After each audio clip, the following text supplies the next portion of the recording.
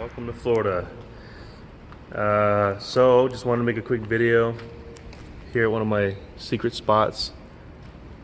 I used to come here all the time. And I actually worked on my Mark V Jetta in this very parking garage. I think I installed a few things here. Anyway, so I wanted to make a short video. I haven't been making a lot of videos lately. I never been one to make videos where I didn't have much to talk about. I'm definitely not out to make 100,000 subscribers or making a living off of this or anything or become famous. I could give a shit less about being famous, that's for damn sure. But anyway, so the Rabbit, I wanted to talk about the state of the car currently. I finally got it running good. I didn't get it retuned by United Motorsports yet. It's still on the old C2 file. It's still tuned for 8 PSI on the stock intake manifold, and it's running a C2 intake manifold now from the Jetta on an 11.5 pound spring. So I had an issue with the mass airflow sensor was starting to go out on me. So I got a brand new Bosch mass airflow sensor, brand new map sensor as well, and the O2 sensor, primary O2 sensor, sensor 1 was fouled out, and the car was running like total shit, just dumping fuel. Anytime you gave it more than like 15% throttle, it would just fall on its face. It would literally smoke screen the people behind me. And then if you just tried to fuck with the gas enough, it would just kind of squat and haul ass out of nowhere. So did some troubleshooting, even though I don't have VADCOM, which I highly recommend people do that. I should have one by now with all the issues I've had with these cars, but I don't. Anyway, luckily I figured it out, swapped the O2, and just woke up and ran great. And with that being said, I finally went to the first car meet for me this year since COVID happened. Technically, I went to a meet a week before that, but it was more like an impromptu meetup and cruise kind of thing. Met up with Cameron in his 2.5T Jetta and his buddy that had a JDM Toyota Chaser with a 2JZ swap. And anyway, last week, however, I went to a small meet. I mean, there's probably like 40, 50 cars there in a small parking lot at a vape shop. And it was a bunch of nice cars, a bunch of cool people, really nice meet, and had a lot of fun there. And when I left, I met up with Cameron again, and I met up with my friend Jerry in his VQ swap single turbo Miata. And I don't know if you guys have seen the videos that are on my channel that were uploaded right before this one. You can see those cars. Cameron's car is nice and quick. It's faster than the Rabbit for sure. And Jerry's Miata is just fucking ridiculous. I'm not sure if I uploaded it or not, but I got a ride in the car, so I recorded it as a passenger, and it's fucking frightening. That car's terrifying. He actually let me drive it too, and that thing was scary, very scary.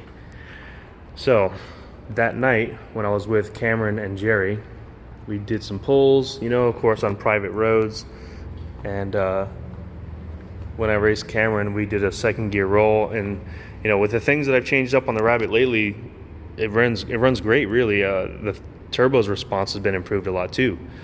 Throttle response, turbo, you know, initial boost onset is a lot quicker than it used to be. Like, it used to take so long to reach 8 PSI, you would swear it was like a fucking 80 millimeter turbo. Something was wrong. Well, I got everything dialed in a lot better. It's running good. However, we did that second gear pull, and I pulled ahead of him at first just because I guess the response, you know, I hit third gear and started slipping the clutch.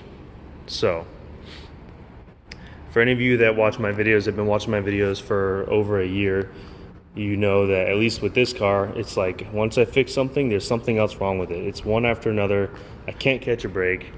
Oh yeah, I wanted to show this real quick. Got some new additions. Some Audi RS3 seats. European Audi RS3 Sportback. Nice. They're a little heavier than the original cloth seats. I can barely tell by hand, honestly, when I'm carrying them, putting them in the car. I can't really tell much. But so it's kind of heavy for a Rabbit now. Full weight, RS3 seats, subwoofer in the back and all that. Anyway, so the clutch started slipping in third gear. I had to let off and get back in it. And once I got back in it, it held pretty good, and you know, everything seemed okay. But as the night went on, if I full throttle it in fourth gear, the clutch would slip a little bit. It seems to be worse when I'm just cruising somewhere and I go to pass someone on the interstate in fifth or sixth gear, You know, if I'm below 4,000 RPMs and give it like 30% throttle, it's gonna just start slipping right away. So it's pretty shitty. Man, so long story short, when I swapped the 6-speed into this car from the Jetta, it wasn't the same 6-speed actually. It was actually just the clutch I got from the Jetta. Cameron's using my old 6-speed with the LSD and Raxels. But this one I used the Black Forest Stage 2 kit that was on the Jetta. The Jetta ran great with it. Honestly, had no real complaints with that clutch kit, except the initial Stage 2 disc did fail within a year of use. But you never know. It could either have been a defect or it could have been how I drove the car. So, you know, it's a wear item, whatever. I just replaced it with an identical disc from Exetti, full face organic clutch disc with springs. So, and it was fine. The Jetta still ran good once I got it back together.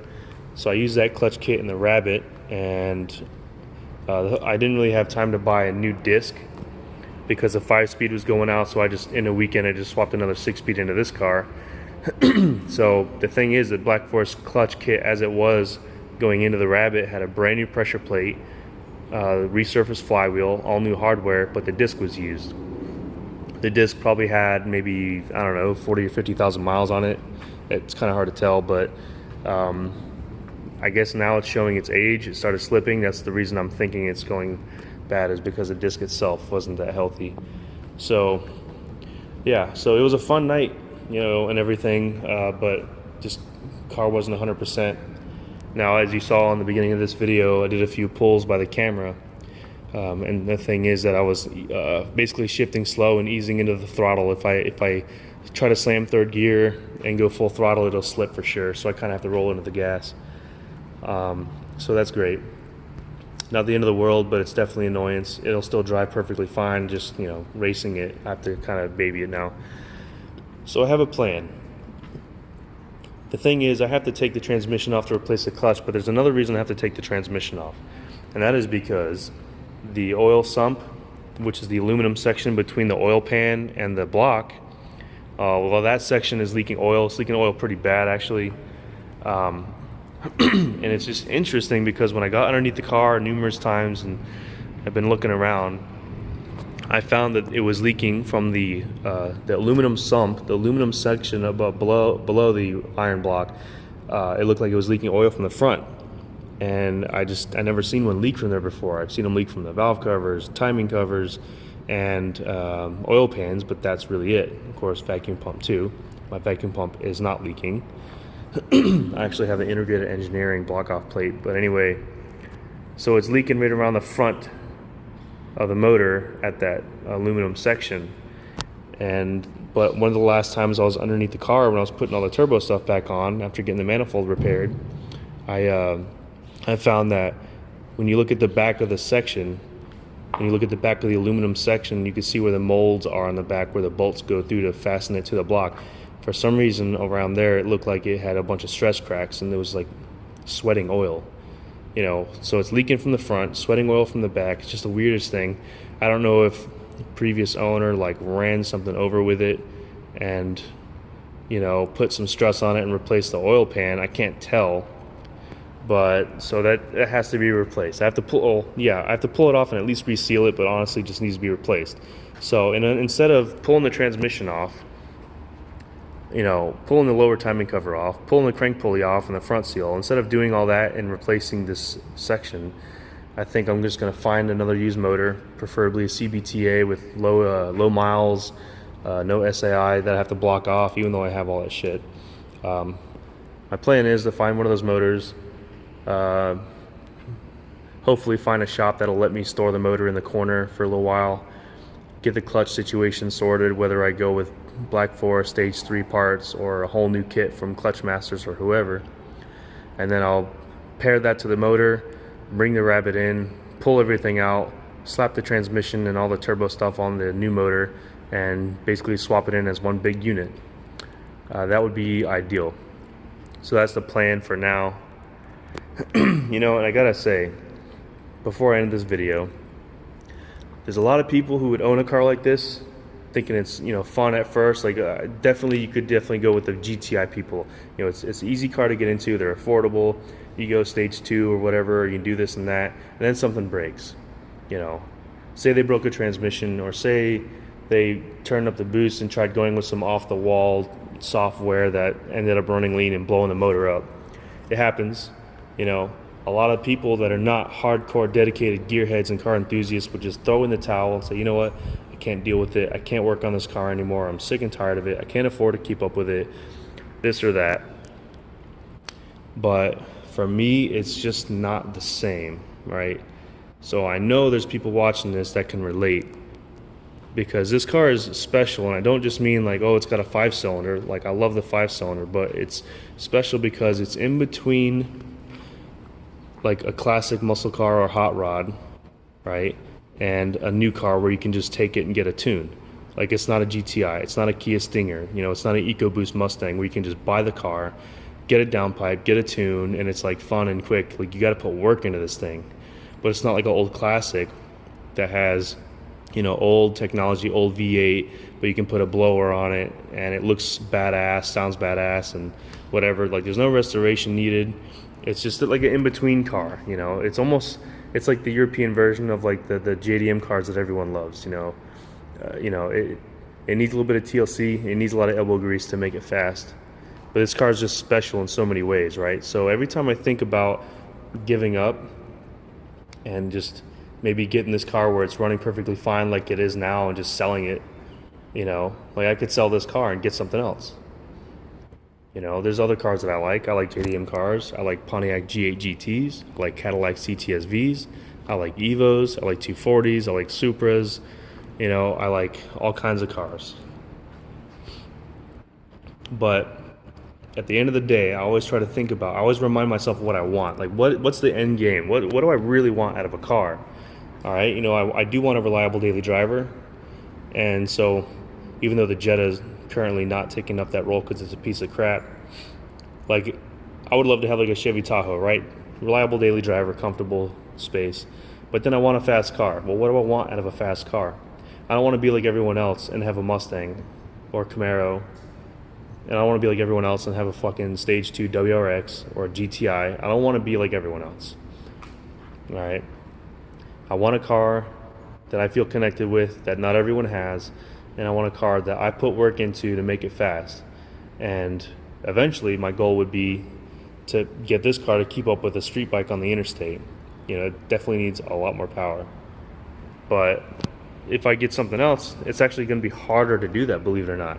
If I get a CTS-V or a G8 GT, they got some good power. They come with 400 basically, but they weigh 3,600 pounds, 3,800 pounds, depending on what model you got. I always remind myself why I have this car in the first place. Why I put all that work into the Jetta, the Mark V Jetta in the first place. Like, why I swapped the 6-speed, why I put the LSD in there. I put the LSD in there myself. Like, all this hard work where things could have just went bad or been a waste of money or whatever. At the end of the day, the Jetta put so many smiles on my faces, the Jetta put so many smiles on my face, and I met so many cool people with it that I could never just I could never want to just drop it all and get out of this. So think about that too. Whenever you're modifying your car, trying to make it fast, trying to make it look good, first off, don't try to make it look good for someone else.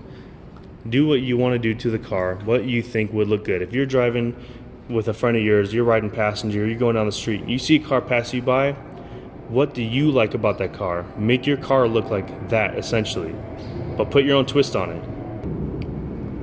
Unfortunately, I see that way too much in the car scene today, where everyone wants to do what others like. They're trying to get popular, they want the clout. I'm the total opposite of that. Part of it's age difference. I'm 33, and I'm not from that era where everyone wants bags and vinyl and windshield stickers and to get well known because of that on their Instagram. I don't give a shit about Instagram.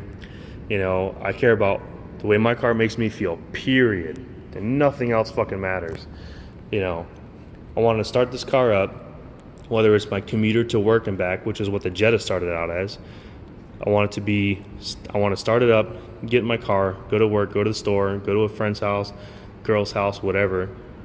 And I want this shit to put a smile on my face. I want to be able to just get on the interstate, gun it in third or fourth gear, and pull nice and hard and not be a slow turd, you know. And I just wanted to look how I want it to look, period. I got these wheels because they're lightweight. To me, they look pretty good. There's wheels that look better. I got these because they're super light. You know, when my Jetta got rear-ended and totaled, I could have took that money and got all kinds of different cars. I was even thinking, like, if I didn't get another 2.5 before I found out about this, I could have took the insurance money and went and got like an IS 300, which would be a great platform to modify. 2JZ, just need to turbocharge it. You know, I could have got another 240. I could have put money down on a brand new car or whatever, which would not have been a bad idea, but it would not have been something that brought me good memories and smiles. So when the previous owner, John, reached out to me about this car, you know, I didn't really hesitate. I basically said, I want it. I scheduled a truck to pick the car up in Washington State and had it driven down. So even with all the problems that it's given me, all the money it's cost me, the long weekends of working on the car, you know, to me it's still worth it. So think about that. What's going to be worth it to you? I think people don't spend enough time thinking about what they really want. Anyway, that's all for now. I'm just going to keep on going on and on, which, as a side note, I actually think it'd be kind of fun to start a podcast. Lately, I've been thinking about starting a podcast with some friends of mine local to me here in Tampa Bay area, mostly car talk, but like, of course, a good podcast would branch out and talk about other things too. I think that'd be great. So any of you local to Tampa Bay that would want to start a podcast or have a podcast or something like that and would want to just get together once in a while and talk about some shit, that'd be cool. So I'm going to end the video there. I'm going to keep going. You know, the car needs more work, of course, but I'm going to keep going. I'm going to look for a spare motor, a shop that can store it for me for the time being, get the clutch figured out, and then get everything else I need to swap it over, because, you know, that's not just an easy one and done deal. You need coolant, you need new hardware, transmission mount bolts, dog bone bolts, subframe bolts. You need all this shit, hardware for the flywheel and pressure plate if you're not getting a new kit. So it's a long road of work ahead of me, but I think it's gonna be worth it. So that's it for now. You guys have a good day, have fun, and see you on the next one.